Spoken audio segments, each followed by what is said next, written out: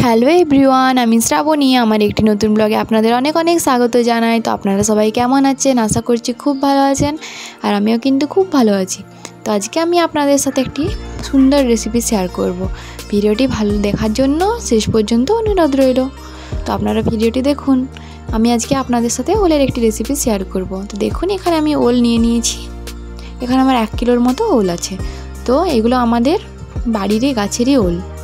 তো আমি ওলগুলো পিস করে করে কেটে নেব। এইভাবে এরকম ছোট ছোট পিস করে কেটে নিচ্ছি ওলগুলো। তো চলুন সব ওলগুলো আমি এইভাবে কেটে নিই। আপনারা পুরো ভিডিওটি দেখুন। এটা কিন্তু ম্যাট্রাসি ওল, যেটা গলা কিটকিট করে না, ওই ওলটাই আমি নিয়েছি। এই ওলটা একটু লালচে হয় দেখতে। আপনারা বাজার থেকে এরকমই লালচে ওল কিনবেন, তাহলে কিন্তু গলা কিটকিট করুন। দেখুন, আমি ওলটা এইভাবে পিস পিস করে কেটে নিয়েছি। তারপর আমি ওলটাকে সেদ্ধ করে নেব। তার জন্য আমি এখানে কড়াইয়ে জল বসিয়ে দিয়েছি। জলের মধ্যে 1 চামচ হলুদ গুঁড়ো দিয়ে দিলাম, আর 1 চামচ নুন দিয়ে দিলাম। তারপর আমি সব ওলগুলোকে ভালো করে ধুয়ে নিয়েছি। ওলগুলো ধুয়ে নিয়ে দিয়ে দেব। কুকারেও সেদ্ধ হয় ওল, কিন্তু কুকারে একটু বেশি সেদ্ধ হয়ে যাবে, তার জন্য আমি কড়াইয়েই সিদ্ধ করছি। তো আমি ওলগুলো ভালোভাবে সেদ্ধ করে নেব। তার জন্য আমি এখানে ঢাকা দিয়ে রেখে দেব। তারপর আমি ঢাকনাটা খুলে দেখে নিচ্ছি ওলটা সেদ্ধ হয়েছে কি না। ওল সেদ্ধ হতে একটু টাইমই লাগে আলুর থেকে বেশি। দেখুন, ওলটা সেদ্ধ হয়নি, আমি দেখে নিলাম। তারপরে আবার ঢাকা দিয়ে রেখে দেবো। তারপর আবার ঢাকাটা খুলে দেখে নিচ্ছি ওলটা সেদ্ধ হয়েছে কি না। দেখুন, ওলটা আমার সেদ্ধ হয়ে গেছে। আমি কিন্তু মিডিয়াম ফ্লেমেই রেখেছিলাম, ওলটা সেদ্ধ করেছি। তো ওলটা আমার সেদ্ধ হয়ে গেছে। এখানে আমি ওলটা ছেঁকে নিয়েছি ভালোভাবে, যাতে ওলের জলটা না থাকে একটুও। তো আমি এরকম পিস করে নিয়েছি। ওলগুলো একদম ভালোভাবে সেদ্ধ হয়ে গেছে। তারপর আমি কড়াইয়ে তেল দিয়ে দিয়েছি। তেলটা ভালোভাবে গরম হয়ে গেছে। এবার আমি ওলগুলো ভালোভাবে ভেজে নেব। আমি কিন্তু গ্যাসটা একটু বাড়িয়েই রেখেছি, তার কারণ হচ্ছে ওলটা তো আগের থেকে সেদ্ধ হয়ে গেছে, শুধু ভাজার জন্য। ওলটা কিন্তু একদম লাল করে আমি ভেজে নেব এক পাশটা।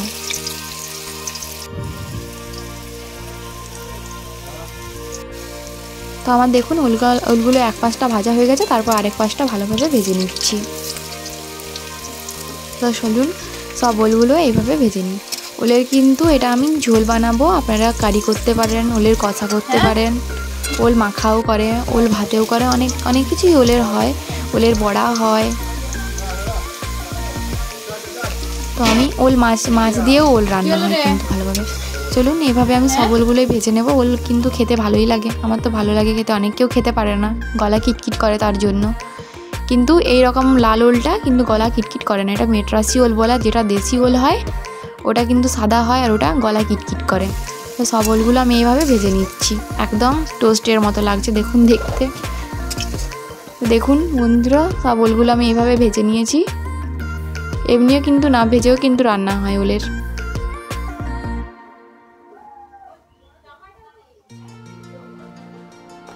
এগুলো আমি এইভাবে ভেজে নিয়েছি।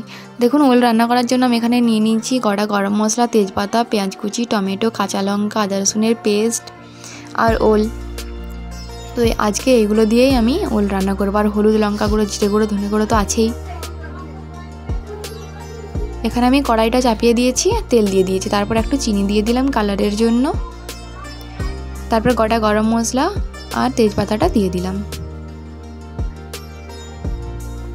তারপর আমি এখানে পেঁয়াজগুলো দিয়ে দেবো। পেঁয়াজগুলো দিয়ে ভালোভাবে আমি ভেজে নেব।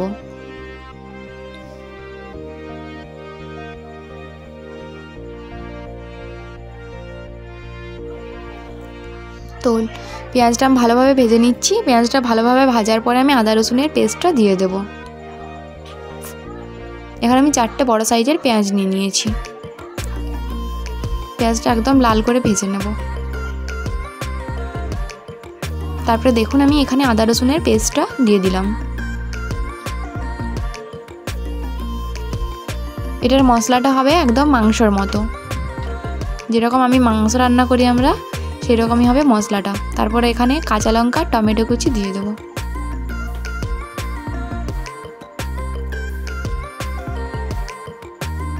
তারপরে আদা রসুন আর পেঁয়াজের সাথে টমেটোটা ভালো করে ভেজে নিয়ে আমি মশলা অ্যাড করে দিচ্ছি। এখানে 1 চামচের মতো হলুদ গুঁড়ো, 1 চামচের মতো লঙ্কা গুঁড়ো, 1 চামচ জিরে গুঁড়ো ও 1 চামচ ধনে গুঁড়ো দিয়ে দেবো।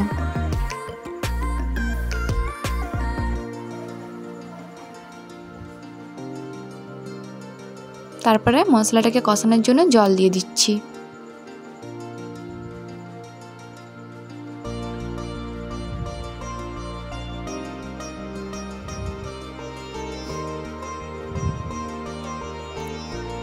তো চলুন মশলাটা ভালোভাবে আদা রসুন আর পেঁয়াজের সাথে কষানো হোক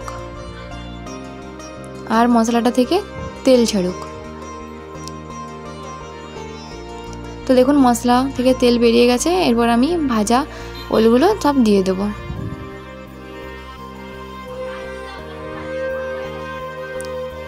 তো সব মশলাটার সাথে তারপর আমি ওলের সাথে ভালোভাবে মশলাটাকে কষে নেব।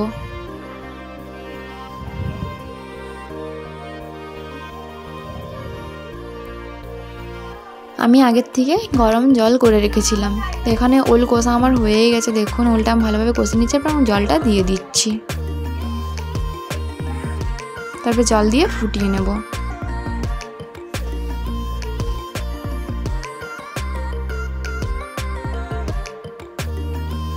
দেখুন এখানে আমি জল দিয়ে আরেকটু কষিয়ে নিলাম, তারপরে পুরোপুরি জলটা দিয়ে দেবো।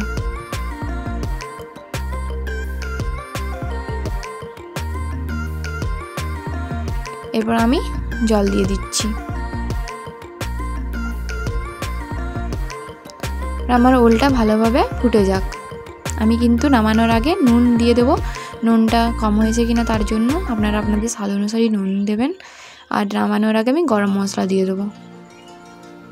ঘিও দিতে পারেন, ওল রান্নাতে কিন্তু ঘিও দেয়।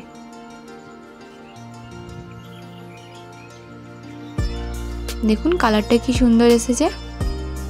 তো ওল রান্না আমার একদম রেডি হয়ে গেছে, ফুটেও গেছে। তো আপনাদের ভিডিওটি কেমন লাগলো আমাকে অবশ্যই কমেন্ট করে জানাবেন। ভিডিওটি যদি ভালো লেগে থাকে তাহলে অবশ্যই লাইক কমেন্ট শেয়ার করতে একদম ভুলবেন না। অবশ্যই শেয়ার করে দেবেন আর লাইক করবেন। আপনারাও এইভাবে বাড়িতে বানিয়ে দেখবেন, ওল কিন্তু খুব সুন্দর লাগবে খেতে এইরকমভাবে রান্না করলে। তো ভিডিওটি এই পর্যন্তই, দেখা হচ্ছে পরবর্তী ভিডিওতে। ততক্ষণের জন্য বাই বাই, টাটা। সবাই ভালো থাকবেন, সুস্থ থাকবেন, আর আমার ভিডিওগুলি বেশি বেশি করে শেয়ার করে দেবেন আর লাইক করবেন। দেখুন কি সুন্দর ওল একদম রেডি। এটা কিন্তু এক থালা ভাত নিমেষেই শেষ হয়ে যাবে।